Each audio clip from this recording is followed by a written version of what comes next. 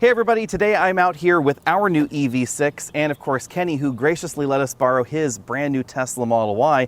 And the purpose of this video is to see what a Tesla owner thinks of a non-Tesla, because I drove the Model S for a week and then Kenny drove this EV6 for a model week. So what is your first opinion of the EV6? I would say, if Tesla did not exist as a competitor, I would say hands down, this would be the option that people should choose. Interesting. Right? It has really good range, really fast charging, decent app support, really decent UI. I would say the UI could do with some improvement, but the driving quality, everything that you would find in a normal car, I would pick this. Cool. Now, obviously, when anybody thinks of a new EV, especially a Tesla, they first think of front trunk. So let's talk about front trunk comparisons. How do you open yours? Mine is just a double tap on my key fob, or I can go inside and tap a button on the screen. And for me, I actually have to pull like a regular hood latch. So let's talk about those front trunks here, I guess. And then once my latch is pulled, then I actually have to open it like a regular front trunk, like an animal, I guess you'd say. So Kenny, did you find the front trunk and did you use it at all? I found it and I only used it to grab the Tesla tap. Other than that, I believe that getting access to it would be a little bit more difficult, especially because there's no access from the remote. That's true, yeah. There's no access outside, so you always have to use that single lever. Yep. And then, like a normal car, find that little latch and go into it. And so both of these, of course, will need adapters. You'll need a Tesla tap if you have a non-Tesla, and you will need a J772 connector if you need a Tesla, because we live in a world where we don't actually have one charging standard, oddly enough. Electrically, they're identical, but you just need these silly adapters to actually do the thing. Did you know that this was a vehicle-to-load connector, so you can plug random stuff in the back of your EV6 for some reason? So it does have the vehicle loads connector. I didn't have a use for it at the time, but I think it'd be really interesting if they provided a 220 outlet, like a generator style outlet, to be able to power your house instead. I'm intrigued by that, because this is actually one of the first EVs to support natively vehicle to load functionality. So supposedly it could do that in the future, but none of the software is there and none of the support in the US is there for that yet. But PG&E says they're gonna have a pilot program for EGMP vehicles later this year, but they don't say how much power will come off of it. In Europe, you could do 3.6 kW of 240 volts, but here they limited us to 1.8 for some reason. Right, because it's a split phase 240. Yeah.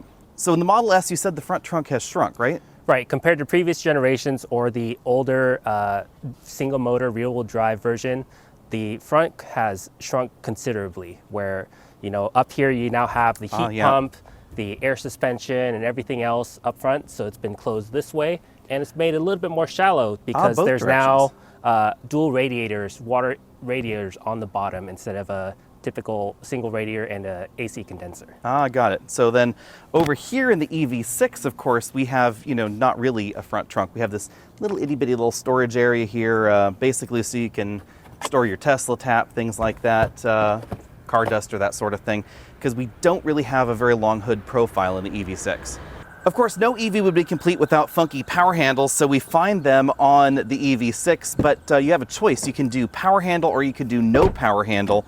What do you think of the funky handles? And you can simulate the no power handle by just sort of pushing it in, then we get that little springy action there. Right. As long as they stay open, you're able to pull on the door handle like a normal door handle, but the issue I have with it is it feels a little bit too big and unwieldy for most hands, I would say. And when you're opening a door, you have to use your left hand to pull it, versus your right hand, you would have an issue trying to pull it from an angle. Right. It's like the power ones I think work fine on this one, but if you're getting the base trim of EV6, then it's a little bit more awkward. Right. I don't know if I would opt for the manual, and if they had an option for automatic handles on the base trim, I would totally get it. Over in the Model S, we have powered pop-out handles, and that's one thing that actually I noticed when we were driving this around, is that I really hope these mechanisms are sturdy long-term, because they do an awful lot of going in and going out if you happen to be in the yard working around the car a lot. So theoretically, you just touch them and they're supposed to pop out, right, if you have that remote in your pocket. Maybe you're a little too low. There we go. And then they operate like a regular old door handle there. Now, this I'm not too sure about on this newer generation of Model S, but I know that over time, they do tend to get a little noisy over time, I've heard, and I've experienced that in our Hyundai Nexo, because it has a very similar kind of handle that pops in and out in that way. And now after 3 years and about 20,000 miles of admittedly hard living in a dusty area, they are kind of grinding and popping a bit. Yeah, and I feel like that will be a long-term durability issue for any of these mechanized handles where it comes in and out automatically, you're going to have issues over time as they go in and out, similar to like how the window motors or side mirror motors go in and out. Exactly. They're eventually going to wear out, and it's just going to be an item that you have to replace. Now let's talk about driver assistance tech, since that is something that a lot of EV shoppers seem to be interested in. So we have the full suite of the latest systems from both of these manufacturers basically on these cars, with one exception. You said that the newer Model S's are not going to actually have the radar sensor anymore. Correct, and they removed it from all February 22 manufacturing dates and newer, so those are limited to 80 miles an hour, I believe, on Autopilot. So that's one advantage over here. You can radar cruise control to 100 and something in your Kia. Right. Basic systems, autonomous emergency braking on both vehicles. They both get similar ratings from the IHS. They both have blind spot monitoring capability, but it's a little bit different in each of these vehicles. So I purposely tried to trigger the blind spot warning system in the Model S, but wasn't able to get anything out of it. Even though I turned on the turn signal with a car that I knew was there, it really didn't do any chimes or anything. The only thing that I saw was like a little red car in the instrument cluster. Got it. And this one has, the more traditional blind spot monitoring thing with the little icons there in the side view mirrors and in the heads-up display and in the instrument cluster. It's got like warnings everywhere. And then it has the side change camera things, which I noticed Tesla's actually copied, interestingly enough. So Hyundai Kia started with the whole little camera display there when you turn on your turn signal, and now we have it over here. But it's a little bit grainy, I have to say, in the Model S. Like the image is funky. The quality of all the cameras in the Autopilot system, whether it's on the side or the front, are very low. They're almost like 480p level in terms of resolution. And the issue that I had with it was not the quality of the camera, but rather the placement. It was all the way on the center display, all the way on the bottom. So if you ever need to turn left, you end up looking down to your right instead of, looking up at your center display where there's plenty of room for two different camera sections. Yeah, kind of interesting missions with the two vehicles' camera systems. So this vehicle's camera system was designed for parking. So like the side view cameras here, it's trying to give you a bird's eye view of what's around the car. And these cameras were designed for autonomous driving. So they're looking down at the lane lines and the side of the vehicle trying to tell where the car's going. So you never actually get a bird's eye 360-degree camera view in a Tesla. And that's one of the things that I miss. In tight parking garages, this car, especially with the long wheelbase, the Model S, you're gonna hit a curb somewhere. It's inevitable. But with this vehicle, you can easily enable the 360 camera view and back into a spot, easily tell where you are, and so on. And heads-up display over here, and no heads-up display in the Model S. Did you like it? Did you use it? Do you wish your Model S had one? I wish my Model S had one, but I don't believe Tesla would do a good implementation at it. Oh, that's interesting. Now, Autopilot versus highway driving assist. So you have Autopilot, but you don't have the full self-driving on yours. Correct. And these are both hands on the wheel steering assist systems. Correct. So neither one is Super Cruisy or Blue Cruisy. And so that's why I wish the naming of highway driver assist was a bit different, because it doesn't do that much assisting, honestly. When I was driving up 101 with a bunch of construction, it had a really hard time finding the lane lines and staying in there.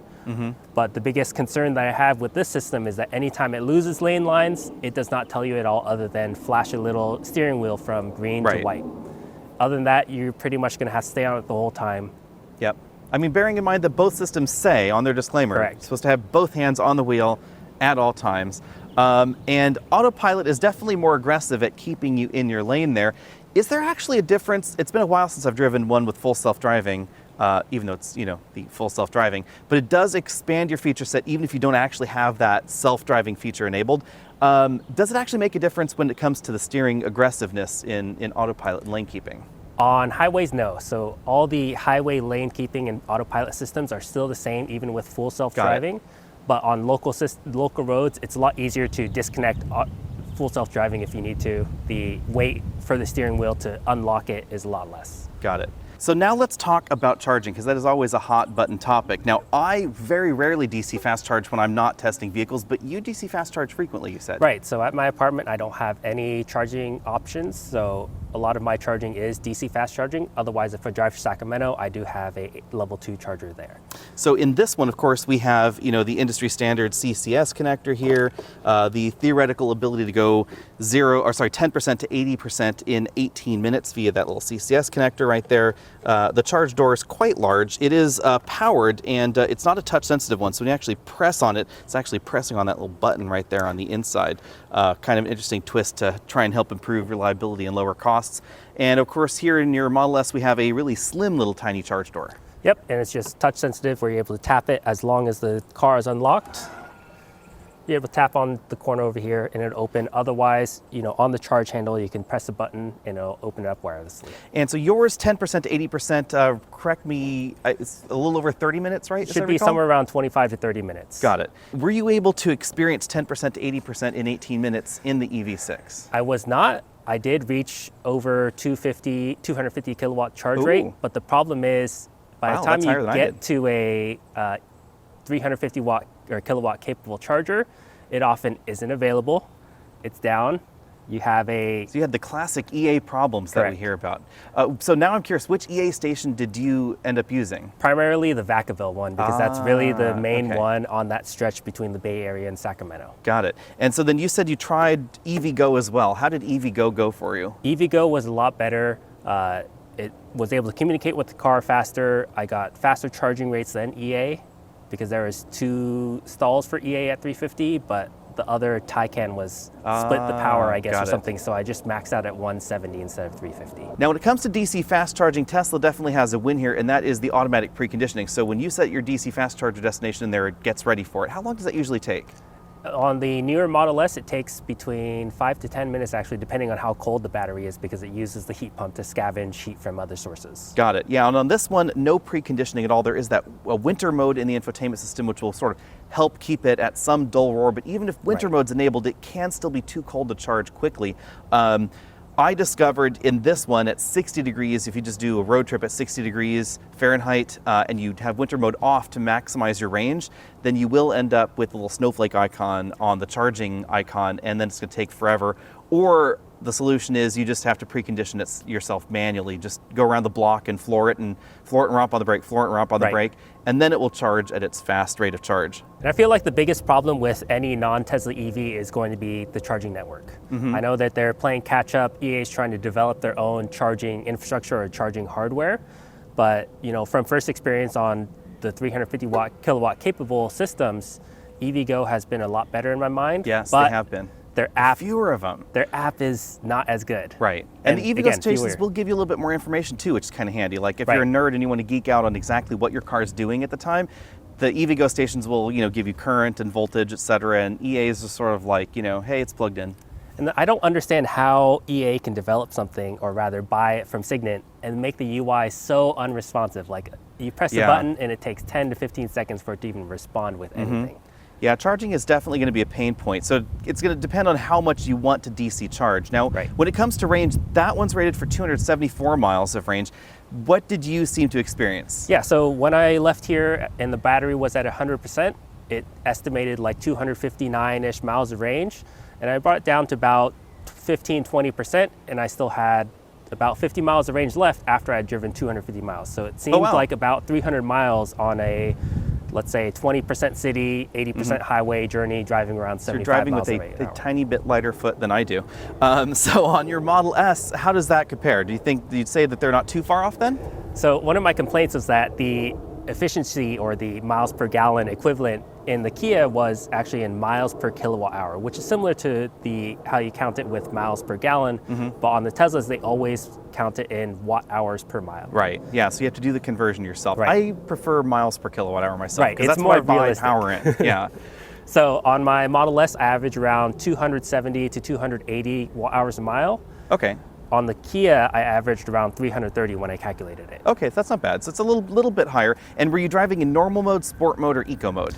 Normal mode, because every time I set to sport mode and go back in the car, it resets back to normal. Yes, so it I does. did not want to change it.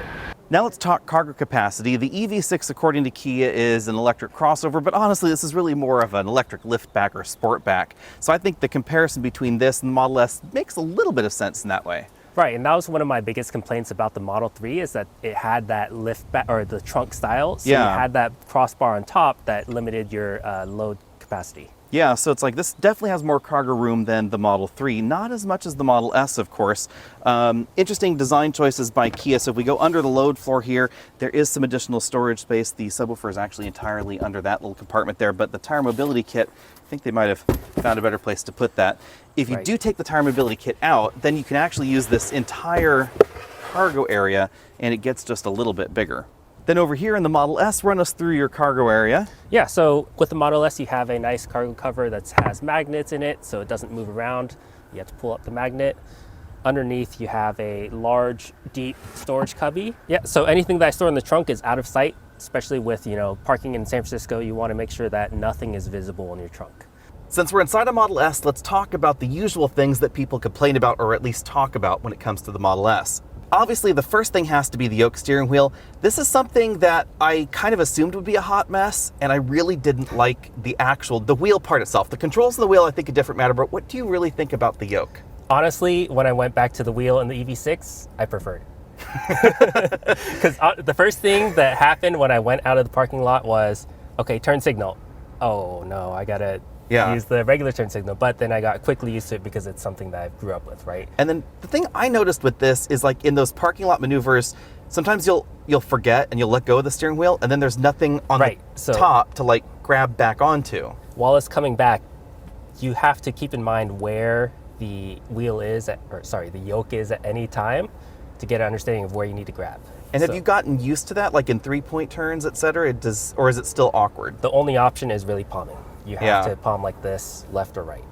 Now, this has been controversial, but I did not find a problem at all with the touchy buttons for the rest of the stuff. Like the touch buttons for the turn signals, I didn't find that to be a problem. Right, because they offer automatic disabling. When you change lanes, you just tap it once, change your lane, and you're able to just go on. Like, you don't have to hit it again or disable it. Now, it was raining when we had that, and the windshield wiper control, that one I thought was weird. Yes, so what's luckily is on the Model S, they actually brought back a rain sensor, but previously it just used the cameras to detect whether or not it needed to turn automatic wipers on or off, and those were pretty bad. But on the Model S, they brought back a rain sensor, so the automatic wipers are not too bad. And then the gear change swiping thing, I thought that was weird. Turned out not to be a big problem, really. Right, because honestly, how often are you doing it? The only issue is when you're doing a U-turn and you need to quickly go back and forth. Sometimes I do this and swipe, and it doesn't go into reverse like that. Okay, got it. I never had a problem with that. That time. Yeah. And does the auto drive reverse thing ever work for you? It never really figured it out for me. 50-50, I'd say. Okay. Interesting. Lack of CarPlay. Did you try CarPlay or Android Auto on the EV6? I have an Android device, so I did Android Auto. The only issue that I had was the resolution of the screen. Or rather, they do something weird where they resize the screen from the Android Auto interface. Yes, Android Auto doesn't support all the same resolutions. Exactly. Yeah. So, but did you like Android Auto? I do like it. I think on a screen like that, the Apple CarPlay interface would be a lot better because it's able to support the widescreen. It does, or at least on the latest update they do. And do you miss it coming back to this? No, I much prefer this interface. Interesting. Strictly because in an EV, I feel like one of the critical functions that you really need is routing for charging. Got it. Since we're inside the Kia EV6, bearing in mind, of course, this one is nearly half the price. You can actually get one less than half the price of the Model S. Let's talk about how you felt about this vehicle specifically. So let's roll through some things here. What do you think about the regen paddles on the back of the steering wheel? Good idea, bad idea? I don't know if it needs to be a paddle. I definitely like the adjustability where you can turn on or off, but I don't know how often you'll be adjusting it. And did you ever use the auto mode? The I pedal or auto? The auto, there's an auto mode. So if you put it in drive and we pull and hold on the right pedal, it turns to auto.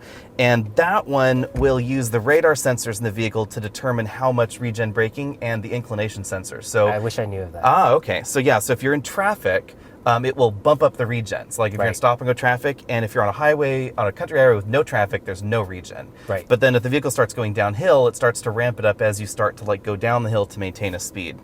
Okay, yeah, I think if that was the option, I would use that. Got it. Are you sad that there's no regen adjustability in the Model S? I noticed that was odd. Like there used to be like levels, and now it is. Yeah, I'm not sure why they removed that option. I think it had to do with the fact that this now has 2 permanent magnet motors versus 1 permanent magnet in an induction motor, like the Model 3 and Y. And no blended braking. So when you press on the brake, there's no extra oomph. So, on the screen, so this is what CarPlay looks like full screen here. My big complaint here, and again, I think you said this too, was, no native routing. Like, you put a destination in here on the map for the car, and it will tell you can't make it, but it won't do anything about helping you make it. Yeah.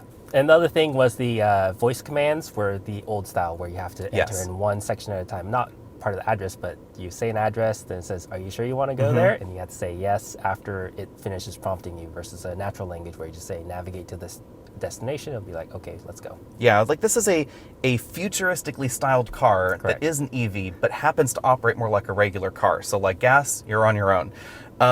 Now, my biggest complaint with this interior was this this two mode screen thing here that Kia's actually putting on I thought it was going to be limited to EVs, but now even the Sportage has it.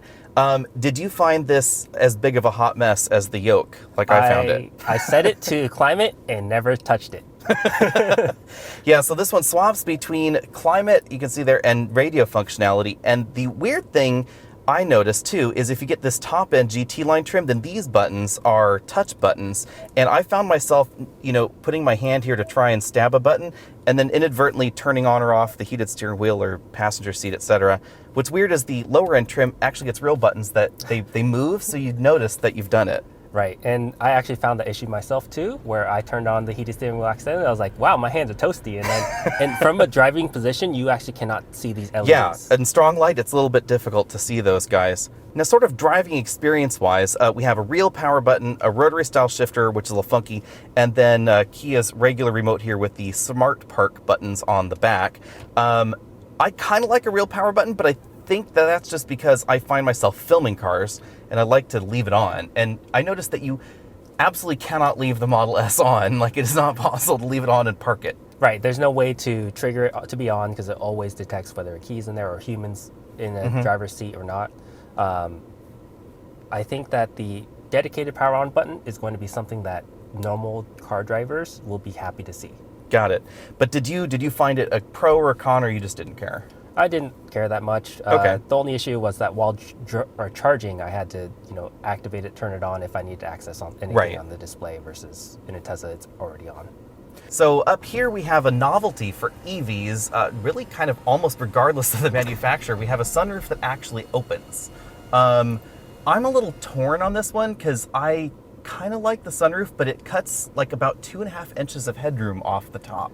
And that's what I find too, is that while driving, it's fine if the right side did not bump in to hit the head, but anytime I hit a bump that's on one side, my head ends up going like this and hitting the bump. So if you had the choice, would you choose glass roof, steel roof, or opening thing?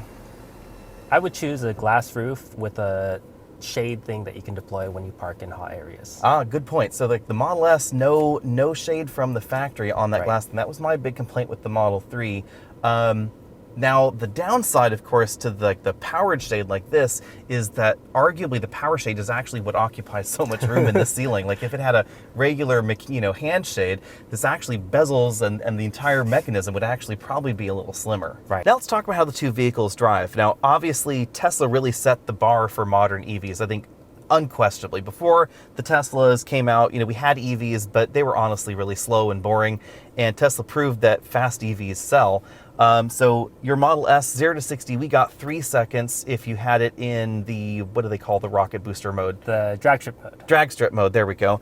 And 3.1 if it wasn't in there, which is right where Tesla says it's going to be. This is surprisingly quick, the EV6. It's under 4.5 seconds, which is something that nobody really expected that Kia was going to be that aggressive at. But what do you think about the way they drive out on the road, especially like in, EV modes like one pedal, etc.? I think, under 50 miles an hour, there's plenty of power to get anywhere you need to go. But once you start going on the highway, you want to pass someone, you're going 60 miles an hour, you want to get up to 75, somewhere around there, it starts running out of breath, it seems like. This is of course, from someone that's it's talking about a car that's faster than a 911. But what Tesla did actually in the Model S for the long range version is they actually have a different gear ratio for the front motor. So they're able to keep a little bit more of that pull higher into the speed range, where depending on other cars, they have it geared down really low. So you get really a lot of instant torque down low. but then it starts running out once you go up to higher speeds. Yeah, Kia actually did something very similar. So the front electric motor is very different from the rear electric motor. Not only does it have the mechanical disconnect, it has a different gear ratio as well. So you'll notice, like, if you ever get the opportunity to drive an ID4 or a Mustang Mach-E over about 65 or 70, this is significantly faster because they basically did the same thing that Tesla did there as well. Now, you were commenting on the way that one pedal drive mode actually feels and works in these two vehicles. Right. The first complaint that I had was that one pedal mode, or the iPedal as they call it, actually reset every single time you turn the car on and off. So with that iPedal mode on, I had a bit of latency whenever you hit it or release. Under like 50 miles an hour, there'd be a delay before the regen kicks in or before the power kicks in, because it does take that 10 to 15% of the throttle position out as regen. So when you slam it to go, it takes like half a second before it starts going. And whenever you release to brake, sometimes it takes half a second before it starts really pulling in the regen. Right. And this one is a little bit different than the Tesla in that when you press the brake pedal, it's going to then bump it up for that extra regen ability. Right. So you played around with the paddles and you did the iPedal mode. Did you play with the iPedal mode in the different drive modes? Because it does change a tiny bit versus mode to mode. Like Sport's going to be a bit more aggressive, a little bit less delay. Eco's going to be, a little bit lazier in the way that it responds. Right. And one of the issues that I found was that the brake pedal on iPedal mode was pretty sensitive and touchy, where if you just lightly tap it, it's going to kick on regen to as hard as it can go. But then once you start adjusting and modulating a bit, it changes, and it's the issue with pretty much all blended brake systems where it doesn't feel natural. Right. Yeah. And that is a common complaint. It's supposedly the reason that Tesla chose not to do blended braking was that more natural brake pedal feel. But oddly enough, if you do end up ever using the brake pedal in your Tesla, then you're leaving electrons on the ground basically, because you can't recover them into the vehicle. And it ends up being that even though Tesla was, really at the forefront of aggressive regen at the beginning, now actually pretty much every modern EV will actually regenerate more power into the battery than a modern Tesla because they use the blended braking system. But there's that trade-off for pedal feel. And that was one of the complaints I had about the Model S, was that the regenerative braking wasn't adjustable. It used to be adjustable in older vehicles. You also used to have the option of the creep mode or call mode, whatever you want to call it, where once you release the brake pedal, it'll automatically start moving forward. But do you like the creep? In this vehicle, I do not. I feel like it's a little bit too powerful and not easy to modulate or slowly adjust based on how fast you want to actually go. Did you use the auto brake hold, which would basically disables creep then? So if you enable auto brake hold with the creep on, you end up in a weird situation when you're backing out. If you press the pedal hard enough, you end up in auto hold mode, so you got to hit the accelerator, roll back a little bit more. And it was ended up being a really odd sensation. So I preferred having level 1 regen and auto hold off. So that simulates a normal gasoline vehicle that creeps forward and has a really light liftoff, but not the regen at 0, because that's just a full coast. Yeah, and what's interesting and weird about the way Kia does regen in this one, I should mention, is that if you're on 0, rather than like Volkswagens, where they called it sailing mode in some of their original EVs, when you're on 0, there's no throttle liftoff regen, and then you press the brake pedal and there's, blended braking. In this one, when it's 0, it's 0. There is no regen braking at all. Which is why I disliked. I wish they had an option between the two where you had liftoff and coast, but you also had full regen available on the blended braking system. Yeah, one thing on the Kia which is interesting is that auto mode is adjustable. So that's throttle liftoff, regen braking basically. So you could choose how aggressive it works, but then it's still going to do that sort of auto mode thing for you. And that's the problem, is that if you're a new driver to this vehicle, or EVs in general, you would have to learn about all these different systems. You don't know what they do, so you'd be driving with a bunch of different settings. But honestly, at the end of 500 miles, you'd stick to one. You wouldn't be changing it every day. It's something that you choose once, set it and forget it, and the pedals never get used again.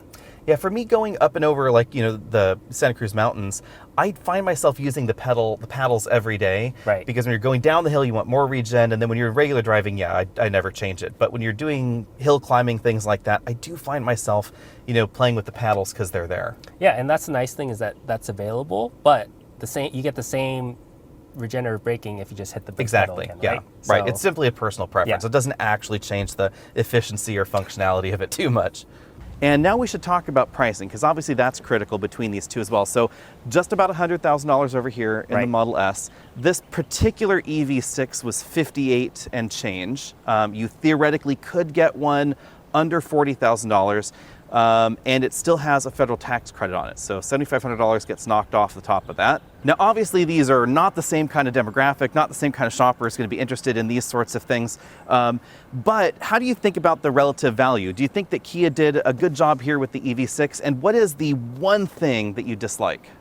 So in terms of value, I think that the EV6 is priced at a very good price point. The interior quality, the ride quality, performance you get out of it, the range, all that adds up to a $50,000 car.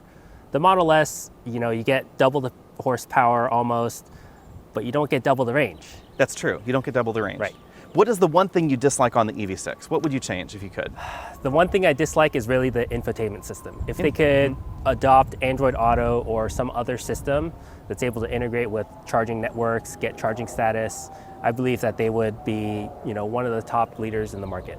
Yeah, and that is an interesting twist, because Android Auto, Google does not support charging infrastructure with Android Auto yet, it seems, but Apple does, but Kia doesn't share the information required to make that work with Apple CarPlay. So Apple CarPlay supports that next level of destination charging assistance, etc. Doesn't work in here at all. If you had one thing that you dislike about the Model S that you could change, what would that be? I believe it would be customizability, changing different settings for the user. This is almost like a comparison between Apple devices for mobile devices and Android, right? It totally is. You're locked into the Tesla ecosystem with the Tesla chargers, the way Tesla wants to do things, where you only have one pedal driving, where over here, you have a variety of different manufacturers. You're able to customize anything to the way you desire as long as the manufacturer provides the setting. And you can bring your own device here. I do find it interesting, and I don't know if you think this too, I do find it interesting that there are people that are like, I hate Apple devices, I hate Apple, and then they buy a Tesla, and they hate Apple for the same reasons and the same things that Tesla does for them. Because if you want charging to be reliable every single time, you need to control every aspect of charging, and that's exactly what Tesla does. They decide where the charging stations are going to go. They design the software for the chargers. They design the software for the car, etc.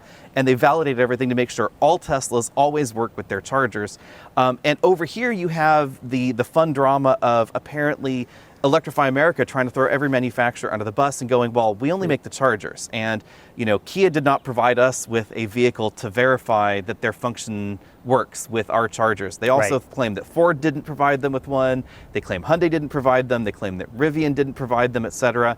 So it is kind of the Wild West. We have this agreed upon standard, and you just have to hope that it works. But the thing is, if EVgo can do it, why can't EA? That's an excellent point. And I will say that I like EVgo a lot more, but their network is so small. Right. You're pretty much stuck to the Bay Area or dense urban populations to find EVgo stations. And that is sort of the tricky bit here, is that if you're going to try and road trip your EV, where range is theoretically this important thing, you're going to be at an Electrify America station, because they're the only things that are going to get you from California to New York, California to Texas, etc. You could try with some of the others, but it's not going to be a Tesla-like experience. Right. And that brings me kind of another interesting question. In my travels, I always end up at EA stations that are right next to supercharger stations, and the EA stations are empty and the supercharger stations are full. How often do you actually have to wait for a supercharger? In the 3,000 miles that I've owned the Model S, I haven't had to wait for a supercharger, but while I was at the Vacaville EA station, I saw a line for the superchargers over there. Ah, okay, interesting. So that's funny. Same experience when you're driving the non-Tesla supercharger one, but it only happens apparently when you're at an EA station. That's the only time you'll see the line over there on the other side. One of the issues that I had with the EA station was I plugged it into 150, charged, went to the bathroom, came back, charging error. Yes. Plugged it back in, went through a whole hassle of having to repay with a credit card. This was before I installed the app and got the free EA membership. Got it. Then I noticed the 350 kilowatt station opened up, so I went ahead and moved there. Had an issue with the credit card payment system on there, and it told me network error. So I downloaded the app, set it all up, proceeded to enable the charger, plugged it back in, sat back in the car, saw about 170 on the charge rate, and then I had another charging issue. Interesting. Then I decided to just go across the freeway to the EVgo station, parked there, paid there really quick, got 250 kilowatts pretty much instantly, and charged up really fast. Wow, that's actually faster than I've ever seen this one. The our peak so far has been 230. Right, and even at 50%, 54%, it was still able to pull over 200 kilowatts. Wow. Which is really nice. Yeah, the charging rate in the EV6, that is the one thing, if they could get the software issues sorted out, Hyundai and Kia, they charge very, very fast. Then the concern is battery longevity. Yeah, the unanswered question, we just don't know. We do know that the battery packs in both are actively heated and actively cooled. Correct. And aside from that, we're just left with, Kia's long standard warranty and the obligatory battery warranties in California, but not for capacity, technically really on either side of this. I believe Tesla actually updated their battery warranty to cover degradation over a certain period. I don't know what the exact numbers are. Ah, okay. Good to know. Looking at Kia's past history with EVs and the Soul EV or Neo EV, where they're at the shop for months waiting for a new battery because they should be replaced under warranty, but yeah, there's the open question is what will battery availability be like in here? Because we did have a Soul EV. It actually saw very little battery loss over its 3 years, which was interesting because it was an air-cooled battery, but it was actively air-cooled, not like the Leaf, which was passively air-cooled. And it DC fast charged quite a lot because it needed to. It did not have a very big battery. This one, we just won't know. I will have to find out after a year to see what that degradation is like. Right. And hopefully someone develops a tool for the EV or Kia EVs and Hyundai EVs that integrate with their API to be able to pull all of this data over time. Like with my Tesla vehicle, you have the open source option of what's called TeslaMate, where it scrapes the Tesla API, and a paid option that's hosted called Teslafy that I use. And you're able to view battery longevity over time, phantom battery drains, things like that. So I definitely noticed that if the Model S wasn't plugged in, it definitely lost battery power pretty rapidly. And if I had my adjustable EVSE set to like 3 kW, it was really not charging terribly quickly with Sentry mode on because it was consuming so much power. And that surprised me because the Ioniq 5 and the EV6, et cetera, and even the BMW i4, the amount of miles you gained per hour when on those lower speed chargers was definitely higher because of that parasitic loss there. Right. So do you foresee using that as a regular feature when you're parked at home? At home, no, I have it disabled. So at least Tesla provides you the option of disabling it for favorite parking spots. Ah, okay. So anywhere you go, if you mark it as favorite, it'll automatically disable Sentry mode. Or if I know I'm going to park somewhere for a long time, whether it's the airport or here, I would manually disable Sentry mode permanently just because I know it would not last the whole time. And that's kind of an interesting twist when it comes to the way we view efficiency. So depending on how long you've left a car on or parked somewhere, and whether Sentry mode has been on or off, your actual consumption per mile driven on that charge will actually vary hugely there. Right. And it's going to have a much narrower variation really in the rest of the competition because of the lack of those particular connected features. And that's what I liked about the Kia Infotainment system is it actually showed you how much energy is going towards climate, how much energy is going towards other systems or driving. Yeah, and it's a little bit difficult to divine in the Tesla. You have to kind of DIY yourself with the apps, et cetera, to try and find out where that power is going. I think Ford does a really good job on that too, showing you where the battery's going. In this one, I could wish for a little bit more information, even as it is. It was a little bit light, but at least it told you, hey, you could save this much range if you disabled climate control. Right, if you did these sorts of things.